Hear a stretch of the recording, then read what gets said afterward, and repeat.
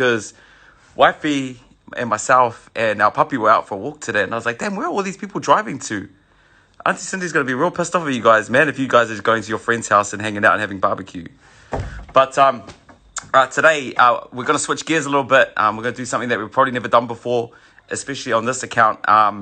We're going to talk to a guy called Pat, who I'm quite proud to find out is brown, is a very, very successful Māori who's teamed up with a good friend of ours, Monty Beetham, to create a special business that helps other people around Aotearoa who are in small businesses and they're trying to succeed in life. So he's going to jump on real soon, and he's going to have a little chat to us about, what we can expect if you are wanting to be a business owner, if you are wanting to change your dreams into reality, and he can help us and guide us along on that journey. He caught up with the River Jordan yesterday, and I know that Jordan had him on his Instagram, and they were doing like a Q&A, and they were having a chat. So I didn't watch because I forgot, but hopefully we can get something new out of the chat today, and also we don't double up. But if you've got any questions, man, it'll be awesome for you to jump on as well. I think he's here now. Hold up, here we go. Let me just see. All right, hold up. Again, I'm not really good technically. I'm a little bit off with this. Okay, hold on. Okay, we're connecting. Pat. Oh, yo, Nickson. How are you, bro? Kia ora. Good, man. How are you? Kia ora. Yeah, good to meet you. Bro, can you hear me? Because I was just telling everybody before that I'm not good at like technology. So. No, yeah, you sound perfect. Okay, cool. Man, it's nice to meet you, bro. Yeah, same goes. And I was saying before that I know you caught up with Jordan yesterday, and I don't want to be that bots guy that asks you the same questions and then you end up like a broken record. So apologies, man. No, that's all good. No, we got into it last night. It got into quite a deep and meaningful, bro, actually. So it was cool. It was cool just to share some of the experiences and everything that's been going on recently with the new site that we launched, Manaaki, which is going crazy right now just because it's about Manaaki and the people. So just helping people that are in business. So that's real cool. But we also just got to just talk about the real as well, bro. Failure in business, success in business, the good, the bad, the ugly, family, just everything. It was a vibe. Yeah, man. Well, it's kind of cool because, like, obviously we have a mutual friend and your business partner, Monty Beetham, and he kind of connected the dots. And every time that guy tells me he's up to a new project, I'm like, dude, you're like an Energizer bunny, man. You need to relax. It's all those muscles, bro. They just got to do something. Yeah, I know. Yeah, right. You got to put them to use.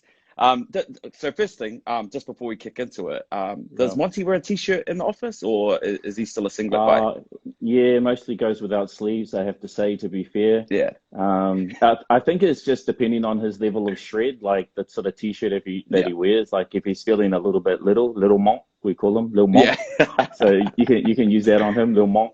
So yeah, then we'll go with the t-shirt. But like if he's been buffing up and hitting the gym on the regular, then he's like definitely the sleeves off and shorts and like sneaks in the office every day. Just especially when he's cut, he just lets all his muscles ripple. And oh, it's good to know that he's the same Monty that we see is the same Monty that you see. That guy's not changing, so at least he's consistent. So I'll tell you something about that guy though. What's been really interesting with this journey with Mons in particular is watching a person that's been a professional athlete really turn their hand to business. And being able to utilize all those principles of high performance that they learned as an athlete to be able to apply that in business. And he's taught me some things, man. He's taught me some things. I know that he's learned a lot on this journey, but just watching him go at it and just that level of consistently high performance and that mentality to crush it every single day. I mean, I got a lot of admiration about the way that he is an incredible student of business now. And we talk about it. We used to joke about it, but he's pretty adamant that he's going to be that guy that people go, oh yeah, he's a businessman. But I remember he used to play rugby league as well. And so that's the mission that we're on for Mont. So he's an incredible man.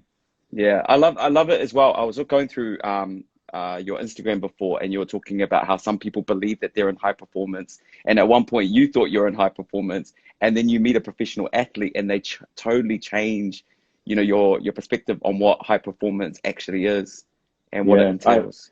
I think that the bit that I was missing was the physical aspect of high performance, and I didn't have an understanding of how much that affected your ability to be able to process information and to think.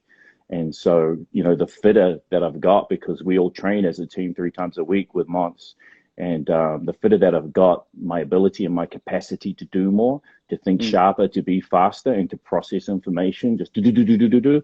I would attribute a lot of that to, you know, the physical side of performance. And so being able to reconcile those two things is awesome. So being physically fit and mentally fit, they work together, right? Well, I think the physical enhances the mental, to be honest, because I think that you do as much as you can with your mental capability, and then, like, you know, you start to dip when you get tired. Your brain starts to get tired, and that's your biology, that's your physiology. So if your physiology can do more, we can do more with your biology, then you can do more with your brain, then you can do more in business. Yeah, well, it's kind of cool because you know, one side of like Nickson is that that I don't really share a lot of.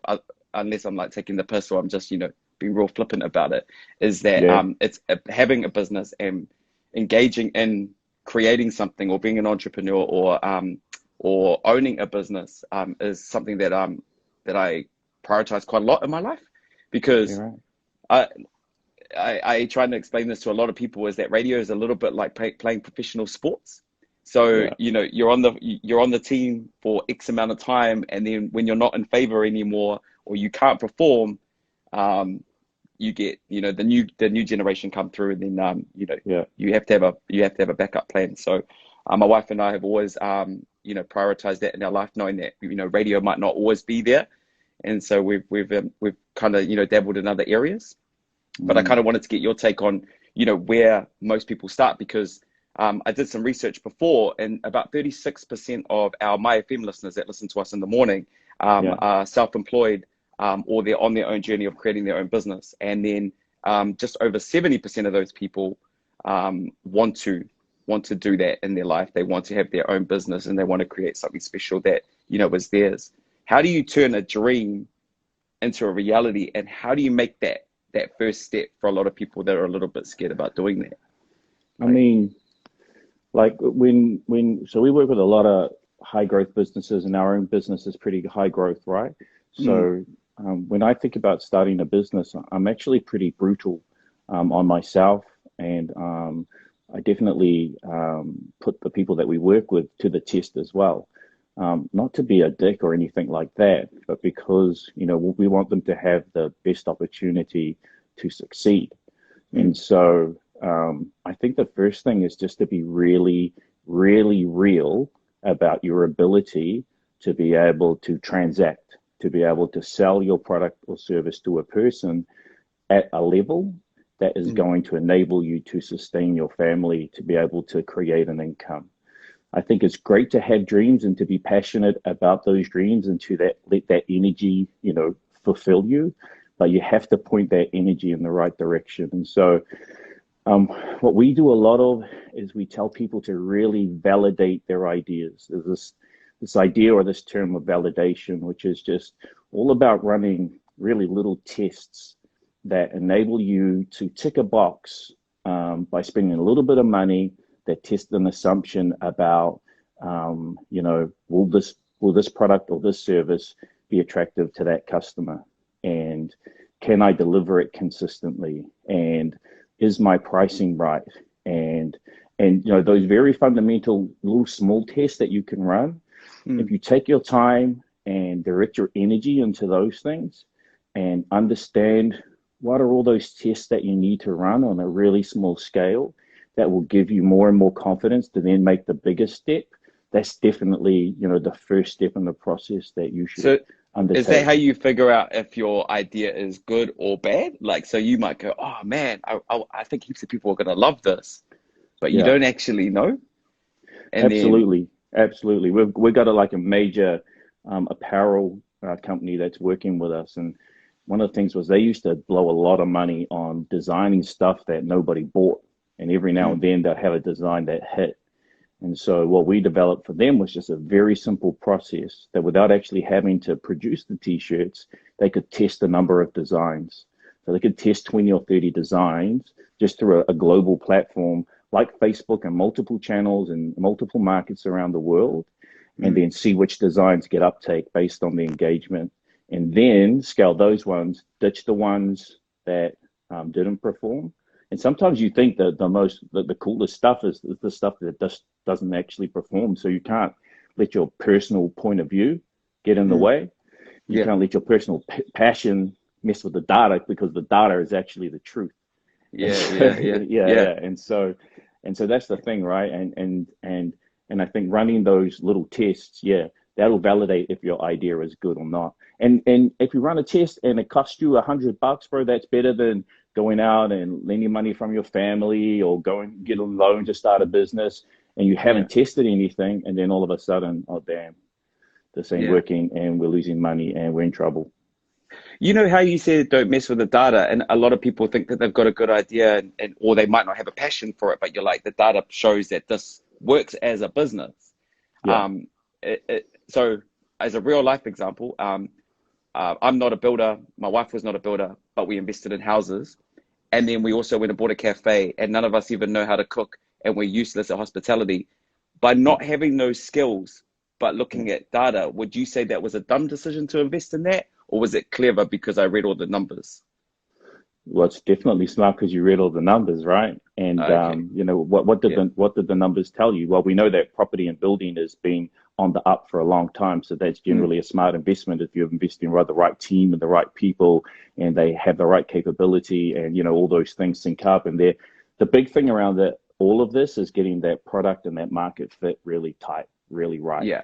And so if you understand those dynamics, then, and the data tells you that those things are good, sure. You know, cafes. Can you learn along the way? Would you trust the process to learn along the way, or would you just encourage people to probably upskill before they jump into things like that?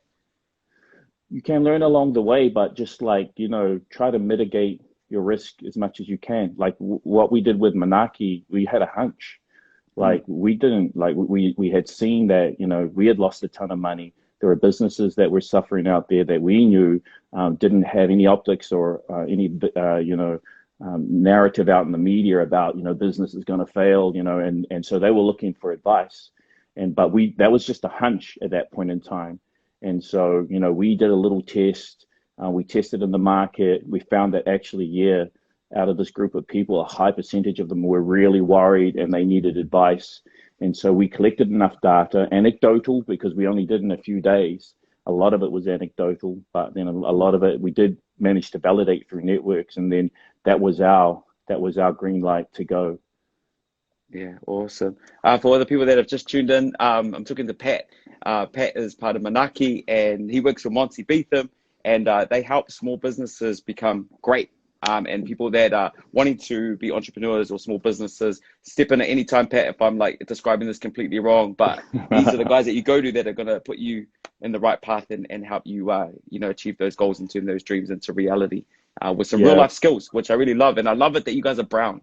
I think that's awesome. You know, like, this is a realm that we've never really touched before on Mai FM. But like I said before, when we look through those stats and we see that like 70% of our listeners in the morning want to own a business and they believe that they've got the passion and the drive to do it, we got to look up to some people that have the same skin color as us and that have achieved some great things. So mad props to you, Pat. That's awesome, man. Yeah, thanks, bro. I mean, I think that those stats reflect a deep desire of our people to self-actualize and to be in control of our future.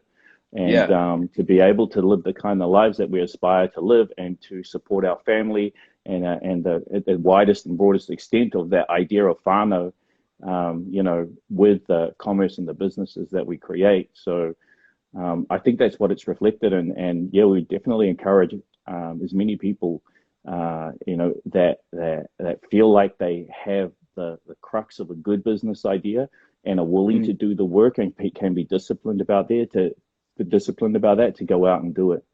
Definitely go out and pursue it, because like when you do that, when we create the basis of commerce and economies inside of our own culture, and we spend that money inside of our own communities, that lifts our people up. That creates jobs inside of our communities. that creates more money inside of our households. That money can go into educating our kids and investing in our communities. And so that's the real difference with small business and big business, is that, you know, when you uplift a small business, when you go and spend your $5, $10, whatever it is, on a pie and a donut and a drink at the local bakery, that's way better than going to Macca's, you know, because those profits You're are staying investing in it your back community. in your, yeah, Sure. yeah. Is it hard? You know, I don't know if it's the same with like the like Maori traditions and the community and the way that, you know, generations have like operated from generation to generation. But as a Pacific Islander, I know that a lot of my family on my Pacific Island side, you get told that you work for your boss and you work hard, you provide for your family and come home. And I think that it's hard for people sometimes to break out of that mold. And take that first step into, you know, doing your own thing, because you have your family or, you know, your elders saying, no, that's not the way that it works. Yeah. Have you got any like inspiring words that can help, you know, like the different generations of your family understand about, like, you know, taking a leap of faith? Yeah, because it isn't a safe zone. I don't think there's a lot of safety net when you branch out. And I think your family, it comes from a caring place. I know that. I know it comes from a caring place. But yeah, it does. yeah, just helping give people that positive affirmation that, you know, that this is okay. Yeah. I mean, well, at the end of the day, you may be in business to help your family, but, you know, it's you that's in business. So you're the one that has to be confident in what you're doing. You don't need to seek external validation. You know, we understand the cultural dynamics are the same, but at the end of the day, it's your risk. You're the person that's stepping out, and you know, you have to have that confidence in yourself. And if you don't have that level of confidence in yourself and that ability and that drive to do it for yourself, then you can't get it right for anybody else. You can't get it right for anyone. And you should probably listen to your parents if that's the case. If you don't have the energy and desire to stand up for yourself and your dreams and be committed to put the work in, then yeah, business is probably not for you. You know what I mean? And you should probably, you know, stay in a job, and that's fine. It's fine to have a great career, you know, to work hard, to be an employee, to do your hours and to get paid. And that's honor, man. That's honorable as. But if you want to step out and do business, like, I had a friend that lives in Tahiti. He's godfather of my kids, and he rides big waves. And it's kind of the same as his analogy. He told me, when you're out at Tiahupo and you're riding one of those monster barrels out there, you can't be out there for anybody else but yourself. You can't be out there for your kids, your wife. It's only you and the wave. And if you're thinking about anybody else and you're on that wave gets you, it's the same thing. Yeah. It's the same thing. You got to be out there to do it for yourself, win, succeed, and then give your family a hand up, you know, and then, you know, go out and invest back into your community and bring people with you. That's the other thing. That's what Manaaki is all about. It's about us together, because the thing about our people is that we're all Pacific people. We're tribal people, right? And so often we want to solve the world's problems while we build a business. And we talked about this a little bit last night. We want to uplift our communities while we build a business. My mind, you know, we should build the business first and then bring our communities up with us, because then we can do it. And that's what, like, we couldn't do Manaaki right now if our own business, or if our own agency business, Indigo, wasn't thriving, wasn't doing well. But because we're doing well, now we can establish Manaaki, and we can help thousands of small businesses around the country that are struggling right now. We couldn't do that if we didn't have our own success and we weren't succeeding ourselves. So you got to be able to do it for yourself, man, because at the end of the day, there's nobody else that can save you. But can I just say one thing? We have made heroes of individual entrepreneurs inside of Western culture, inside of popular culture, whether that's flipping like Kanye or whether that's Steve Jobs or Elon Musk. But the reality for all those people is that there are teams of thousands of people, hundreds of people behind them, bringing their vision to life. And so the thing that I think that we have an advantage as Polynesian people, Pacifica people, Maori people, whatever it is that we know how to be tribal. We know how to bond together. You see it in our communities, our churches. We just haven't really directed that into commerce in a meaningful way. And so, that's the opportunity for us, because all bets are off, man. That's what I love about what's happening now is as much of a time of upheaval as it is around COVID, is that it's just like a major reset right now. It's like, instead of watching TV right now, people are watching 100 different lives that are going on right now, like this live. Everything's changing. The whole game has changed up. And I think there's lots of opportunity in that for Polynesian people who can get together, direct that energy, that community into commerce, find a way to satisfy a very real need out in the market, and then just go after it hard.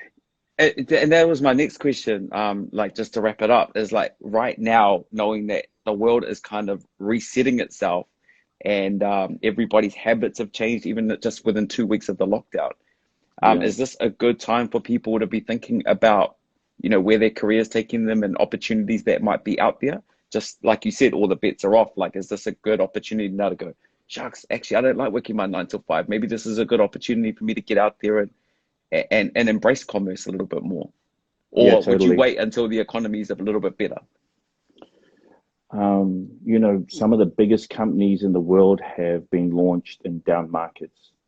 In times of like global financial crisis.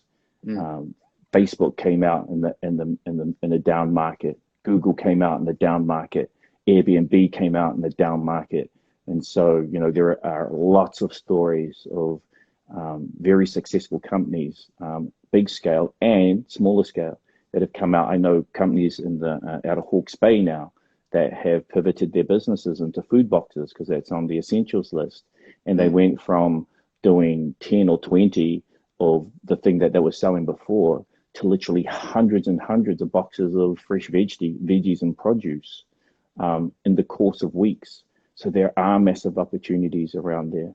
It's just about, having the smarts to understand where your skills lie, where the skills of your community lie, and then just having great advisors around you all the time. I think that's the thing. That's the reason why we set up Manaaki, right? And that's why I would love the people listening, especially those demographics of small business and those people on Mai that want to get into business, to go there and connect to incredible business people right now. There are dudes in there that have, they're still over in New York that run major technology companies, but you can connect to them right now if you've got an idea for an app. Or the dude that started Lewis Road Creamery is in there right now answering questions. It's like, or the guy that started Charlie's Orange Juice, or people that are from any of the big consulting and legal and accounting firms, people that have created massive construction companies. They're all in there right now. They're all waiting to answer questions. They're all waiting to help, and it's entirely free. So, I mean, and, just to wrap up, the other thing, and just to talk about culture for a second, the other thing that I love about what we're doing there is that we are really normalizing a cultural word, Manaaki, a cultural concept. And now we have the country's leading business experts and business people from New Zealand and around the world that are just popping out Manaaki and starting to understand a cultural concept, just like it's just like another word. But they're understanding it with greater depth than they have ever before. They used to think it was about volunteering. Well, no, it's so much more than that. They used to think it's about caring and help, but now they get it. And we're beginning to normalize a cultural concept. And so there are other people out there that think like that. Then I encourage you to take that sort of thinking and energy for the normalization of all the beauty that's inherent inside of our culture, take it out into this country and just show them our richness, show them the beauty, show them the depth of Maori, Pacifica, Polynesian culture. Yeah, that's cool. So if people own a small business, or like they want that support and that mentoring, do they just go to like the website? Is it as simple as that? Or just go to Manaaki, manaaki.io, so www.manaaki.io, and then anything you want to know, just throw your question up, throw it up there. And like at least 4 or 5 or 6 like crazy experts. Like people are leaving their phone numbers. Like multi-bazillionaires are like, yeah, just give me a call. just like Wow. buzz me up. And it's like, oh, shucks, okay. And so just take the opportunities that are right there in front of you right now. Yeah, yeah. When do you reckon we're going to get out of this lockdown? Do you reckon we'll be out in the next 2 weeks and then we can all be back to normal? Or I how are think you feeling about it? Yeah, I think we'll be out. Like, I think it'll go the full term, but it will never be normal again, bro. There'll be a new normal. It won't be the same. Yeah, things, and that's not to say it'll be terrible, but it'll just be different. It'll just be way different. Without showing too much of my weakness or my hand that I play, I'm nervous about hospitality, man. It's really made me nervous. Just because, I think people's habits are going to change. People won't want to gather anymore. People probably don't want to leave their communities and they want to be safe. So I think everybody's little patterns are going to change for restaurants and, dining out. I think all those habits will slightly change, right? Yeah, I think so. But people are inherently social and people are inherently tribal.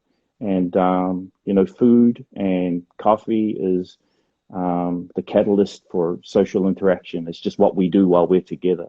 And so if you can begin to think about, how you can insert your food into different social situations, and it doesn't have to be in four walls anymore, then I think that's the challenge that a lot of people have to come to terms with. I know, those rental cars, like you can go pick them up around the town. It's called Snap. Those Snap rental cars. I know that they've just started to think about pivoting their whole business into food delivery. Wow. Yeah. So there's a lot of that type of thinking going on at the moment. So it could be tough. We don't know, but like if you can just think on your feet and just think about how you insert your business into those new social dynamics and how it can work out for you, I'm sure you can find a way. You just need to focus on it for a minute. Yeah. Well, I got this platform, so I'll just be like, hey, coffee sale. Come and get a coffee. There's a company that's just started off called SOS Coffee. Have you heard of it? No. So what they do right now is you can go and register your cafe on SOS Coffee or SOS Cafe, I think it is. And what your local customers and people that support you, they can go there right now and they can buy a voucher and they can pay for that voucher right now, and you'll get that money right now and they'll come and get the coffee later. Oh, so when you reopen, they can redeem their voucher. So you reopen. Wow, they can redeem their voucher, but you can start paying your bills right now. Wow, that's cool. It's called SOS Cafe. It's doing really well. They've raised in 2 weeks. They've sold about $250,000 worth of these vouchers that money's going straight back into small businesses, cafes like your guys. So I would definitely look that up as well. Yeah, that's really cool. That's really cool. Hey man, I really appreciate you taking time on a Good Friday to come and chat. Even though I don't know if you can claim time and a half in a day in lieu for working on a Good Friday, but really appreciate it, man. And I thought, again, like, it's a different gear for us. Like, it's a different lane for Mai FM, like the My Morning crew. And I know you got a relationship with Jordan. We love Monty Beetham, but, this is something that I really want to empower the My FM listeners to know that, we can be business people too. If you've got a passion for it and there's people like yourself and Manaaki that can help support that, then that's a great place to start. You can do it, man. Just embrace everything that's unique and great about your culture and you. And just take it out into the world, man, because they love our culture out in the world. People may marginalize us and they may look down on a little bit here in New Zealand, but what you have is incredible global power. Like, people love this culture anywhere around the world. So if you have a global dream, look at what dudes like Taika and others are doing, even like Bailey Mackey and television, like all these incredible New Zealanders that are taking their culture out onto the global platform where it has exponential value on what it has here. Just go out and do it. Encourage you all to go out and go after that for sure. Yeah, that's awesome, man. See, because we don't all have to play rugby or play guitar, eh? We can do other things. No, bro. I can't play guitar. I can't. There's a bass over here somewhere in the background, but that's my kids. I was useless at rugby. I can still beat the hell out of Monty though. He knows it. Tough, eh? Tough because he's not here. Yeah, tough for sure. Get me later. Also, I apologize because a quarter of the way through this interview, this button was down and it was just a little bit too inappropriate, so I buttoned it up. This is my comfy shirt, but I was showing too much chest at one point, so I apologize for that. Oh, that's right. I thought the backing track was about to come on and people was about to get a real show. That's in the next video. I appreciate it, Pat. Thank you so much, brother. man. Thank you. All right, take care. All right, bye. Thank you, bro. Bye.